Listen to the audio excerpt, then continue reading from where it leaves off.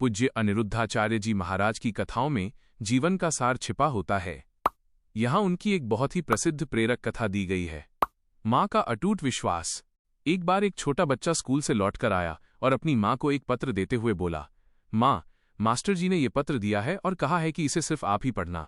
माँ ने जैसे ही वो पत्र पढ़ा, उनकी आंखों में आंसू आ गए। बेटे ने घबराकर पूछा, माँ, क्या लिखा है इसमें?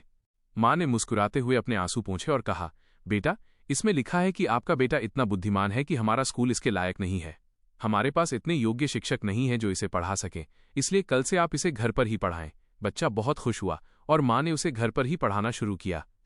समय बीतता गया और वही बालक बड़ा होकर दुनिया का एक महान वैज्ञानिक बना। माँ के देहांत के बाद एक दिन वो अपने पुराने सामान को देख रहा था कि तभी उसे वही पुराना पत्र मिला। उसने जब उसे खोलकर पढ़ा तो वो दंग रह गया। उसमें लिखा था, आपका बच्चा मानसिक रूप से बहुत कमजोर है, हम इसे स्कूल में नहीं पढ़ा सकते, इसे निकाला जा रहा है।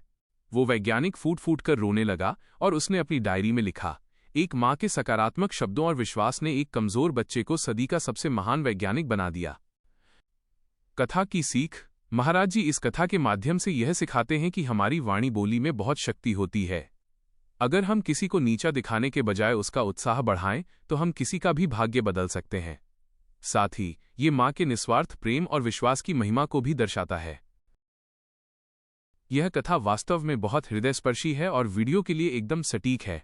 आपकी सुविधा के लिए मैंने इसे थोड़ा और व्यवस्थित और प्रभावशाली भाषा में लिख दिया है, ताकि जब आप इसे बोलें तो दर्शकों पर इसका गहरा प्रभाव पड़े।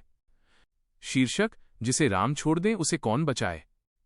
ये अद्भुत प्रसंग रामायण काल का है, जब लंका जाने के लिए समुद्र पर सेतु का निर्माण हो रहा था। पूरी वानर सेना पत्थरों पर राम नाम लिख रही थी और वे पत्थर चमत्कारिक रूप से पानी पर तैर रहे थे। हनुमान जी दूर खड़े ये सब देख रहे थे और उनके मन में विचार आया कि जब प्रभु के नाम में इतनी शक्ति है तो स्वयं प्रभु कितने सामर्थ्यवान होंगे।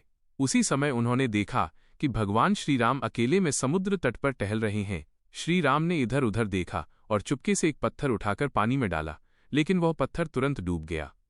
प्रभु राम सोच में पड़ गए।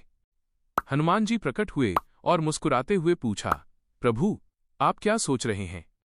श्री राम ने संकोच के साथ कहा, हनुमान, पूरी सेना के पत्थर तैर रहे हैं, लेकिन मेरे हाथ से फेंका गया पत्थर डूब गया। ऐसा क्यों? हनुमान जी ने हाथ जोड़कर बड़ी विनम्रता से कहा, हे प्रभु, इसमें पत्थर का कोई दोष नहीं है।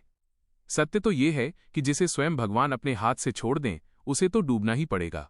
जिसे आप थाम लेते हैं वही संसार सागर से तरता है, और जिसे आप स्वयं त्याग दें उसका डूबना तो निश्चित है। हनुमान जी की ये निस्वार्थ भक्ति और ज्ञान भरी बातें सुनकर प्रभु श्री राम का हृदय गदगद हो गया और उन्होंने हनुमान जी को गले लगा लिया।